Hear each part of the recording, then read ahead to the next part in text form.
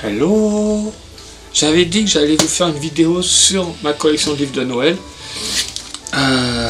Ils sont tous là. Donc, ce n'est pas terminé, il y en aura d'autres dans le futur, mais déjà voilà. On attaque? Alors pour démarrer, on va aller avec l'enfance de Victor. On avait quelques livres de Noël qui étaient spécifiques, il adorait, je lui lisais les histoires, ensuite c'est lui qui me lisait les histoires quand il avait appris à lire.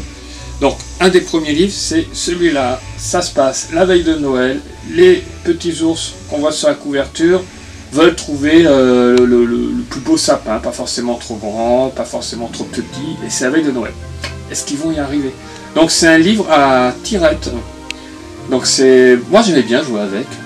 Et ensuite c'est Victor qui joue avec pendant qu'il racontait l'histoire. Il est très sympa, c'est pas un chef-d'œuvre, mais il est vraiment très sympa, c'est chez Casterman. On est toujours avec la jeunesse de Victor. Alors là, c'est un livre qu'on appelle Pop-up. Voilà, 3 dimensions, donc quand on ouvre, on a tout un décor qui apparaît.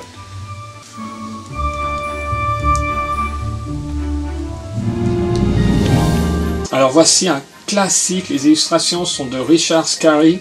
C'est ce bouquin a traversé plusieurs générations et il est juste magnifique. Alors c'est différentes histoires à travers, ce sont les animaux en fait, les personnages principaux, ce qui n'est pas nouveau, hein, les fables d'Ésope, La Fontaine.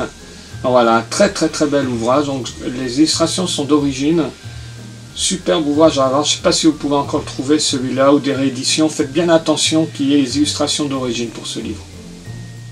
Le drame, on est un enfant, on prépare tout pour Noël, mais on habite un petit village. Est-ce que le Père Noël va nous trouver? Est-ce qu'il sait où j'habite, le Père Noël? Les peintures sont très belles, c'est une jolie petite histoire. Pareil, je vous le recommande pour les petits et les plus grands aussi, tant qu'à faire. On est en 1951, un classique chez nous, Babar, un héros intemporel.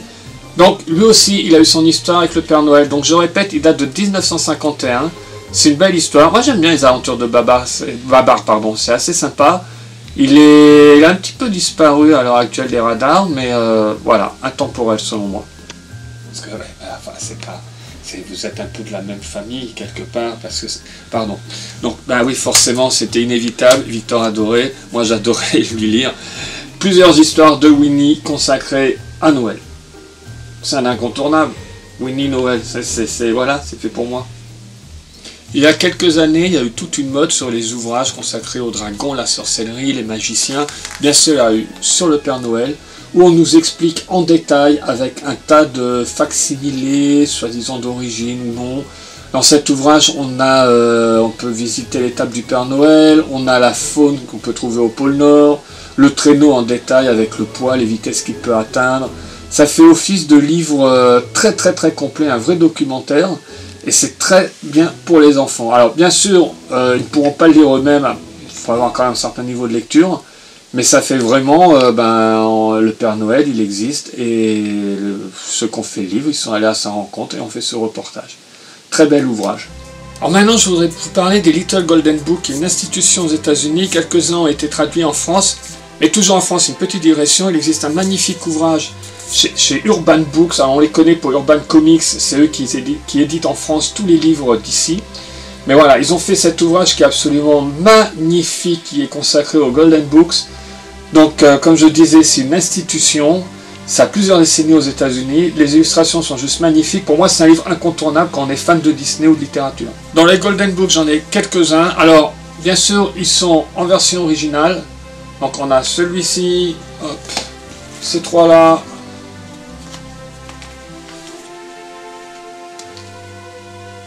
Alors vous pouvez en trouver une quantité incroyable. Perso, moi je les ai pris chez W. Smith pour ceux qui habitent Paris, rue de Rivoli, métro Concorde. Vous pouvez les trouver sur internet bien entendu. Alors ça vaut aussi, on fera la vidéo pour les DVD Blu-ray. Beaucoup de choses qu'on a viennent d'Angleterre ou des États-Unis. Amazon, c'est un incontournable selon moi. Mais voilà. Petite collection de Golden Books. Alors la liste est non exhaustive, parce qu'il y en a vraiment une quantité absolument incroyable. Ceux-là sont consacrés à Noël. Voilà, je vous renvoie sur le livre de Urban Books. Alors maintenant, on quitte les enfants. Pas vraiment, mais bon. Avec les petits formats, comme vous pouvez voir, c'est vraiment un tout petit livre. C'était les éditions Dumer. Je ne sais pas si l'éditeur existe encore, si ce livre on peut le trouver, je crois qu'il est extrêmement rare. Alors il ne faut pas se fier à sa taille. Dedans il y a énormément de texte. On apprend mais une tonne de choses. Ça va du repas, les chants de Noël, les origines. C'est une mine ce livre. C'est tout petit, pas épais, mais pourtant très complet. Comme quoi des fois. Un livre que j'adore, c'était chez Taschen Vintage, petit format. Donc dedans on a une iconographie absolument incroyable, parce que la spécialité de l'éditeur, c'est affiches publicitaires, photos prises dans des magazines, on a vraiment un panorama complet, bien sûr essentiellement centré sur les États-Unis, mais c'est vraiment génial. Moi j'adore plonger dans ce livre, pas de texte, mais les photos là c'est juste grandiose. En plus ce genre de format, je crois qu'ils sont à moins de 10 € chez Taschen, donc pour moi aussi c'est un indispensable celui-là. Toujours un petit format, mais un petit peu plus épais, c'était aux éditions Seuil. Alors c'est pareil, je crois que celui-là, pour le trouver, bon courage. Mais très peu de texte, une iconographie assez complète. On a les jouets, on a les boîtes où est apparu le Père Noël. On a des chants de Noël dedans, mais bon voilà, c'est vraiment centré surtout sur Père Noël en tant que ses représentations en différents objets. C'est un très très beau livre. Sans transition, je passe des petits formats au grand format. Donc ce livre est juste magnifique, le texte est très précis, il est très très bien. De la nativité au Père Noël, Santa Claus, Father Christmas. Donc il reprend les images qu'on pouvait découper, les cartes postales. C'est un superbe ouvrage qui vous explique tout avec une iconographie juste sublime. Pareil, pour moi c'est un indispensable, mais alors lui aussi, je crois qu'il est très très dur à trouver. Autre pièce rare, alors je sais qu'il a été réédité, il me semble dans un format un peu plus mince. Alors est-ce que le contenu était identique? Alors pareil, ce livre c'est une bible, on a tout dedans. Tous les Noëls, les fêtes de fin d'année, le nouvel an, à travers le monde entier. On a les chants de Noël, on a les différents repas, on a des recettes de cuisine pour Noël. Tout est dedans, vous avez même le texte des chansons de Noël, les chansons principales, les plus connues en français bien sûr. Donc c'est une encyclopédie consacrée à Noël et au jour de l'an. Indispensable également. Un autre ouvrage qui fait un petit peu le tour du monde, alors c'est depuis qu'on a les premières images, les cartes postales, on passe, on a du Coca-Cola, on va au grand magasin, on fait vraiment un tour assez complet de la fête de Noël. C'est un superbe ouvrage, le texte est très précis, l'iconographie est juste magnifique. Moi j'adore plonger dans les vieilles photos, et c'est vrai qu'avec ce type de livre, consacré à ma fête préférée, c'est que du bonheur. Toujours un grand format, mais alors ce livre est très original, donc il a été fait avec le concours de la Poste aux éditions Télémac. Donc cette fois-ci, alors on va remonter, on aura les origines du Père Noël, le Père Noël à travers la littérature, avec George Sand, on passera à Thomas Nast. Mais alors, ce qui est très intéressant, c'est qu'ensuite le livre va passer avec les lettres que les gens ont écrites pour le Père Noël, lettres qui se sont perdues, qui ont été égarées par la Poste, égarées. Donc c'est aucun jugement sur le travail de la Poste, merci. Donc ce livre est il est juste magnifique. On a les lettres que des prisonniers ont écrites, les lettres pendant la guerre. Donc on va passer de 1900, il s'arrête à 2012. On va faire année par année. Donc c'est en même temps un véritable livre d'histoire, les événements tragiques que les gens ont pu vivre, quand même avec 2 guerres mondiales, il ne faut pas l'oublier. C'est un superbe ouvrage, vraiment je vous le recommande celui-là, parce que déjà l'approche est complètement originale. Superbe ouvrage chez Flammarion cette fois, donc tout est dans le titre, hein, les Noëls de notre enfance. Donc les plus jeunes sont peut-être moins concernés, sauf s'ils ont une âme d'historien en eux. Donc là on a les vitrines de Noël, on a les catalogues, on a Big Jim, Cher à mon cœur. C'était vraiment mes jouets préférés quand j'étais enfant. À travers les magazines. Pareil, superbe texte, superbe iconographie. Je redis souvent ça, à mesure avec ces ouvrages, il faut dire ce qui est. Ils sont vraiment très très très très beaux. C'est de véritables livres d'art. Est-ce qu'on peut le trouver encore à l'heure actuelle? Je crois qu'il n'est pas très vieux celui-là. Je ne me rappelle plus quand je l'ai lu. Il doit y avoir 3-4 ans à peu près. Donc à mon avis, il est toujours trouvable. En tout cas, pareil, je vous renvoie sur Amazon. Je ne gagne rien en vous envoyant sur Amazon, mais c'est vrai qu'on trouve facilement les ouvrages là-bas. Donc voilà, moi j'adore ce livre-là, et pour ceux qui ont plus de 40 ans, je pense que ça va raviver beaucoup de souvenirs. Alors maintenant, on va passer plus sur la littérature, alors notamment avec ce livre Casse-Noisette, qui est un vrai petit bijou. Comme vous pouvez voir, je vous ouvre juste une page, mais il est magnifique.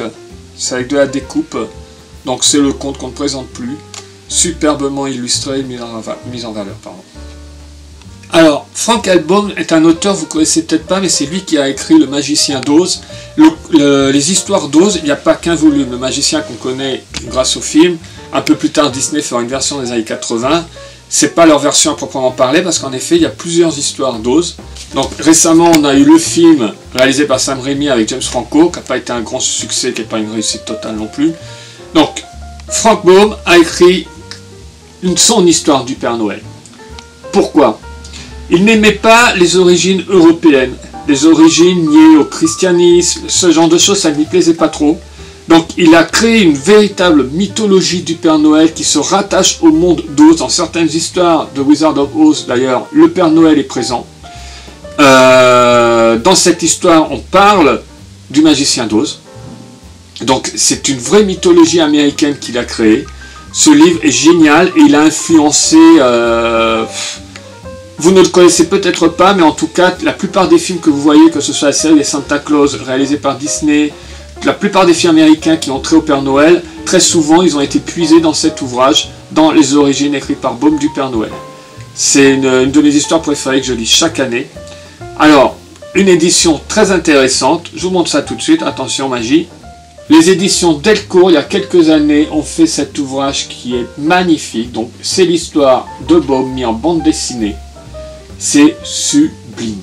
C'est fidèle au texte d'origine. C'est une superbe mise en valeur. Je vous le recommande vivement. Si vous n'avez pas envie de vous plonger dans le livre que je venais de vous montrer, plus je ne suis pas sûr qu'il soit traduit en français. Là, en tout cas, cette bande dessinée, elle est en français. Magnifique. Classique de la littérature dite pour enfants, pour tout le monde, on va dire. Raymond Briggs. Donc, incontournable aux États-Unis, en Angleterre. Cet auteur est magnifique. Donc là, Father Christmas, on a du texte, ce qui n'est pas toujours le cas avec lui. Il faisait tout, donc les illustrations sont juste grandioses. L'histoire, elle est absolument géniale. Je suis un grand fan de cet artiste. Et alors, ouvrage très connu, dépourvu de texte, c'est The Snowman. The Snowman, donc, pas de texte. Préparez vos mouchoirs. Il y a une adaptation qui existe également, qui a été animée, qui est juste magnifique aussi, mais ça, ce sera dans la vidéo consacrée au DVD Blu-ray. Donc bah, c'est grandiose, quoi. Pareil, pas de texte, mais l'histoire se comprend facilement. Je vais pas dire lire, puisque à regarder et regarder encore. Perso, la plupart des ouvrages que je vous montre, je commence souvent dès le mois de novembre. J'essaie de les lire, ou au moins de me replonger dedans chaque année. Je poursuis avec les classiques. Dr. Seuss, The Grinch. J'ai besoin de présenter The Grinch? Je ne pense pas. Donc voici le livre d'origine, l'histoire d'origine, les illustrations d'origine. Moi j'adore, incontournable, à lire et relire chaque année. The Grinch. Comment il a volé Noël. Je vous ai montré The Grinch. The Grinch a énormément influencé Tim Burton. Mettez les deux en parallèle, ou si vous regardez les versions qui ont été faites pour le cinéma. Donc je vous montre The Nightmare Before Christmas. Donc il s'est inspiré de The Night Before Christmas, du poème, mais l'histoire, il y a quand même une grosse influence de The Grinch. Donc voilà l'ouvrage, parce qu'à l'origine c'est aussi un livre, ce n'est pas uniquement un film, réalisé par Henry Selick. Donc cet ouvrage est magnifique, c'est du Tim Burton pur. Je vous dis que c'est indispensable de l'avoir, vous l'avez déjà, dites-moi que vous l'avez déjà. J'adore le film, mais avant d'être un film, c'est un ouvrage de Chris Van Allsburg, écrit, illustré par lui. C'est magnifique, l'histoire elle est très simple, on va vite à l'essentiel, facile à comprendre.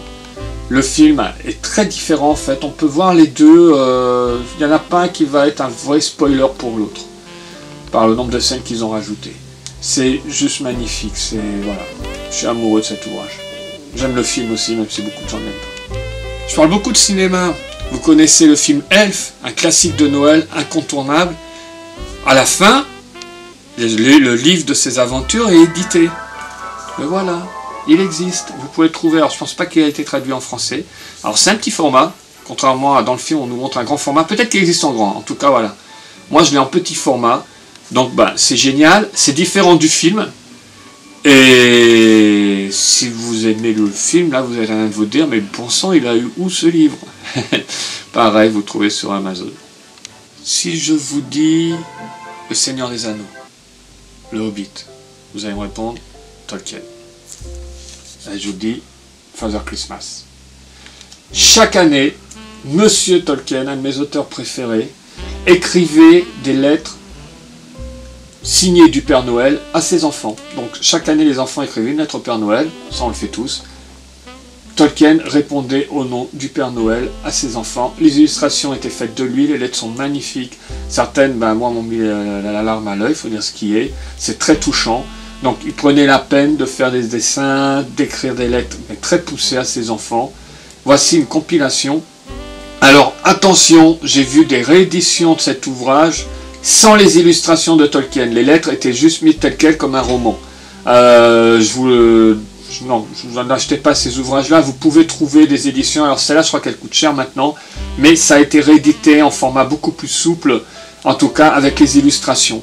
Donc focalisez-vous dessus, comme vous pouvez voir, l'ouvrage est juste magnifique. Donc faites bien attention, si vous commandez le livre, de ne pas prendre une édition qui ne reprend pas les lettres telles quelles, et en tout cas sans les illustrations, parce que là pour le coup c'est un vrai gâchis. Si on est amoureux de Tolkien, juste aimer Tolkien, si on aime Noël, ce livre est indispensable, mais je répète, il faut vraiment l'édition avec les illustrations.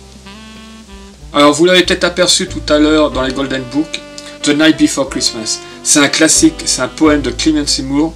Le nom des reines, le traîneau, le fait de passer par la cheminée, tout a été mis dans ce poème. Donc je vous ai montré tout à l'heure Frank Elbaum qui nous a raconté les origines de Santa Claus, du Père Noël. Donc là, littéralement, ce poème est fondateur, c'est juste magnifique. Alors, comme je l'ai dit précédemment, vous l'avez vu en Golden Book, j'ai cette édition-là qui est magnifique. J'en ai une deuxième qui a un format beaucoup plus petit, que voici, mais qui est tout aussi magnifique. Donc, c'est pas fini, j'aime énormément ce poème. Je vais pas vous le citer, mais je le connais par cœur. Et je collectionne, donc j'aurai sûrement d'autres éditions dans le futur.